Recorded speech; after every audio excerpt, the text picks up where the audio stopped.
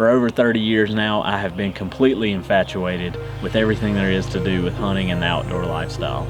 From that first deer that I killed sitting in my dad's lap at 5 years old, to that first turkey that I heard gobble, I've just wanted to make hunting a part of my everyday life.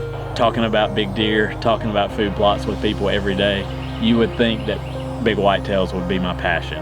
And I do love to hunt big whitetails. They are for sure something that I love every fall. But at the core of what drives me the most as far as hunting goes, I am a die-hard southern turkey hunter. I cut my teeth here in Mississippi and Alabama hunting longbeards in the southern hardwood bottoms and pine thickets all across Mississippi and Alabama, and they truly are what drives me the most as far as what hunting goes. I have a huge passion for traveling and hunting turkeys, something that I've really been doing a lot over the past 5 or 6 years, from Washington State all the way down into Florida and a whole lot of places in between. I've been blessed to hunt turkeys all over the country, and I hope to be able to share some of those experiences with you.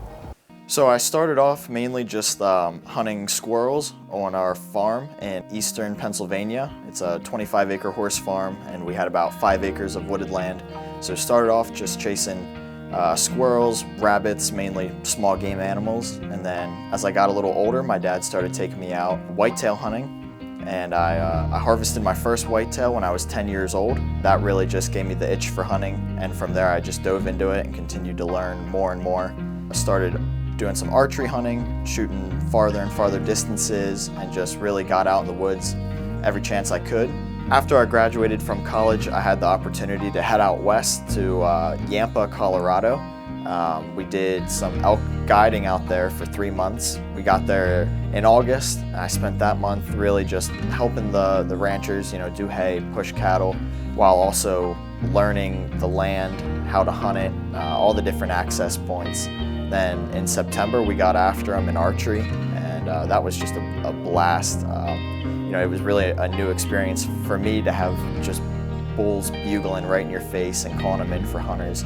And then later after archery, we got after them with the rifles, and it was just an awesome experience, and I hope to be back someday. This spring, I'm gonna be getting out, chasing turkeys.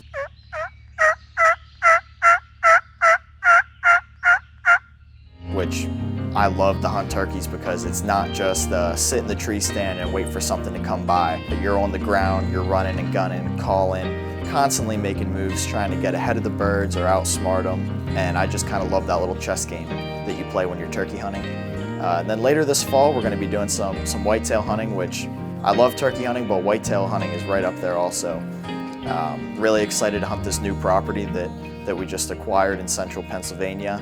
It's all new to us, and we're tearing up the ground this spring, getting in our food plots, and just really excited to kind of learn the property, learn how the deer are moving and using the different access points, and it's gonna be a lot of fun. I really got my start in hunting by hunting whitetails. During that first weekend of Indiana firearm season, our family always have a deer camp. We'd get together, play cards, eat good food, and if we were lucky enough, try to shoot a deer or two. So that's really kind of how I got started into hunting, and then later on I started picking up turkey hunting, waterfowl and such, but really whitetails was kind of my core and what got me going into hunting.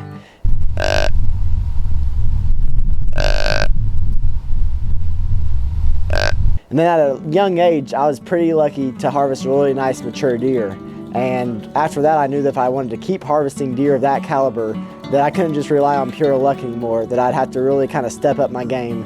That's really when I started reading articles and doing a lot of research on land management, hunting mature whitetails. And once I started down that path, I haven't turned back since. I just love the whole cat and mouse game with a mature whitetail, and there's just so much that goes into it, and I just love that whole aspect of it.